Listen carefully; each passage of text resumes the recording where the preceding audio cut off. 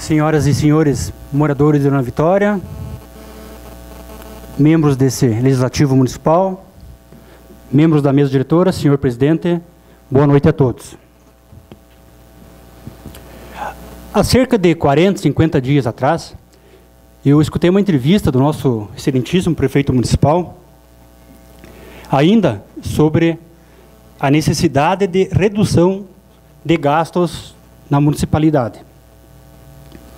Dizia ele que seria necessário, para um maior controle e até para uma questão de diminuição de despesas, de fazer novamente uma centralização administrativa, extinguindo-se as autarquias municipais. Diante disto, eu encontrei o prefeito municipal e ele me explicou essa situação e dei razão a ele sobre a diminuição do número de cargos, a diminuição do número de contadores, a diminuição do número de integrantes de recursos humanos e a centralização de folha de pagamento para maior controle. No entanto, aí chegou uma hora, talvez a hora que eu tenha orgulho de ser vereador. Porque o vereador, o principal papel dele, dentre todas os suas atribuições, seus requisitos, é ler, olhar e alterar a nossa lei orgânica municipal. E isso serve para dar uma segurança jurídica para o povo, para dar uma segurança jurídica para o poder legislativo e também a questão da uma segurança administrativa para a prefeitura. Nesse contexto, podemos observar o artigo 111 da Lei Orgânica, que deve ser cumprido e diz o seguinte: o município deverá limitar os servidores da administração direta em 1% da população. Vamos arredondar nossa população para 55 mil habitantes. 1% daria 550 funcionários públicos municipais. Aí que a gente vai observar, essa é a redação original da Lei Orgânica de 1990. Aí que a gente vai observar por que foram criadas as fundações. A Autarquia Municipal de Esportes, por que foram criadas essas autarquias? A FUSA, que é a de saúde, a Uniuv e outras autarquias municipais, para enquadramento legal. Porém, por muito tempo, quando venho leis do Executivo para cá, para aumentar o número de cargos, foi esquecido de verificar esse artigo, e hoje a Prefeitura Municipal, entendo eu que só na Secretaria de Educação deve ter mais de 550 funcionários. E a Secretaria de Educação faz parte da administração direta. Então, o justo é nós alterar a lei orgânica, porque nós não podemos engessar o município quando o município deseja diminuir despesas. Então, como esse artigo é de 1990, ele vem logo após a Constituição de 88, e de 88 para cá, infelizmente, o governo federal, o governo estadual, passaram muitas atribuições que deles eram para o município. É lógico, hoje a prefeitura tem muito mais de 550 funcionários na direta, e se as autarquias forem extintas, vai passar esse número, e um número desproporcional, e nós, da Comissão de Constituição e Justiça, não podemos atentar à nossa lei orgânica. Neste caso, como eu falei, a gente não está aqui para fazer oposição oba-oba, cabe sim a alteração da lei orgânica, até pelo menos 1º de janeiro, porque é nessa data que o prefeito municipal entende fazer isso.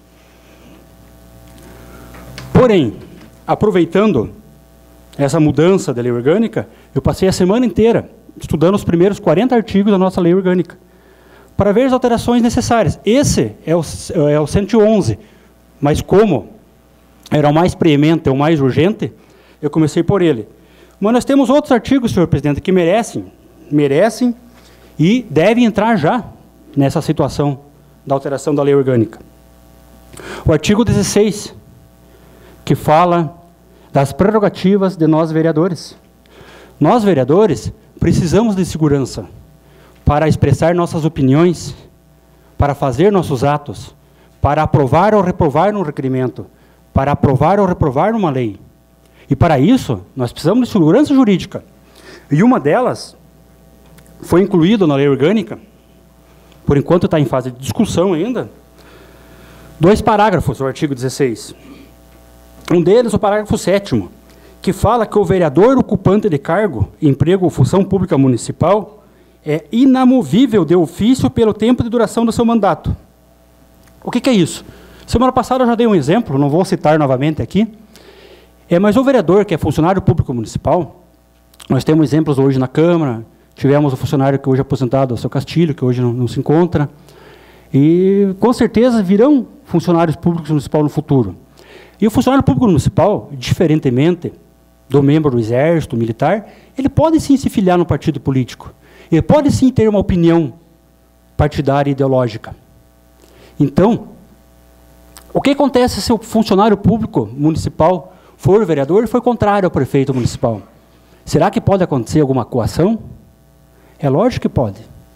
Porque ele vai ser, lá, no local de trabalho, ele vai ser hierarquicamente inferior ao prefeito municipal. Então, eu acho importantíssimo, eu já falei isso no começo do ano aqui, e repeti, e coloquei como uma mudança, que o vereador ocupante de cargo, emprego ou função pública municipal é inamovível de ofício pelo tempo de duração do seu mandato. Isso partiu de mim.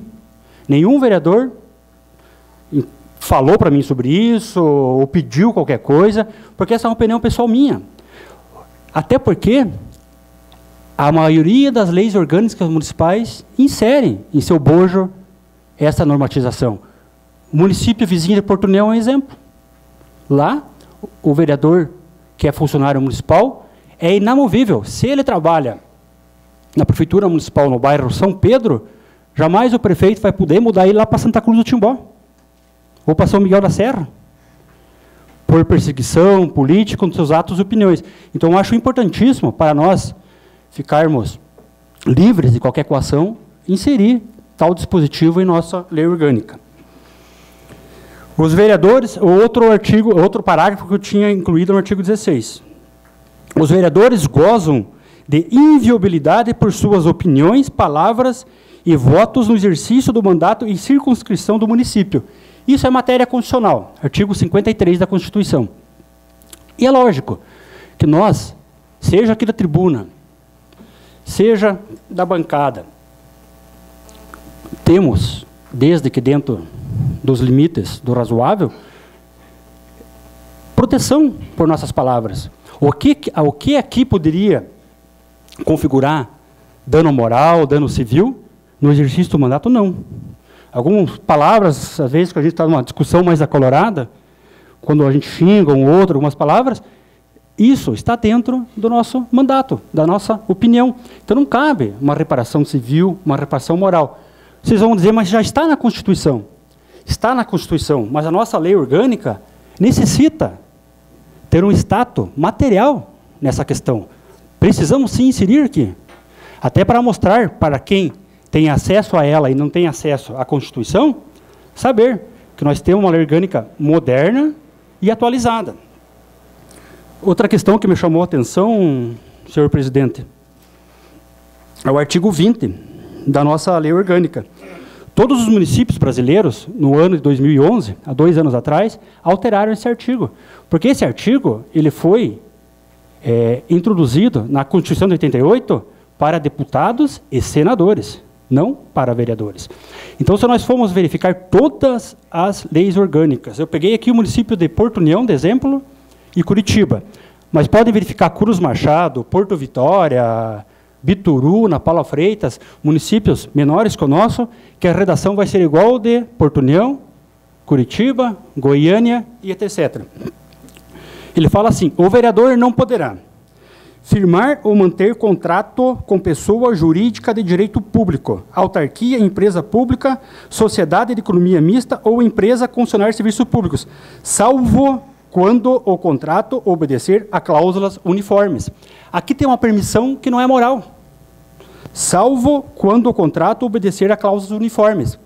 Por que tem a imoralidade e fere o artigo 37 da Constituição? Porque o vereador, de forma alguma, pode contratar com o município. Cláusulas uniformes são aquelas já pré-ordenadas, que a pessoa tem que aceitar em bloco. O contratante faz um bloco de normas e o contratado tem que aceitar todas aquelas normas. Quando acontece cláusulas uniformes? No contrato administrativo de licitação. Então, aqui ninguém faz isso, ninguém vai fazer isso, porém a nossa lei permite um vereador participar de uma licitação pública na Vitória. E isso não é moral. Depois da posse, é diferente, porém, o artigo 20 e seus parágrafos devem ser normatizados. É isso que eu fiz, só que, como eu fiz a semana inteira e mandei de madrugada aqui para a Câmara, talvez a gente não pôde discutir direito o assunto e já entrou em pauta. Porém, ainda há tempo, são 2 votações, com intercícios mínimos de 10 dias, e eu vou explicar com mais calma o que são essas situações. Por exemplo, o Mário me lembrava, a Caixa Econômica Federal é um banco público, 100% público.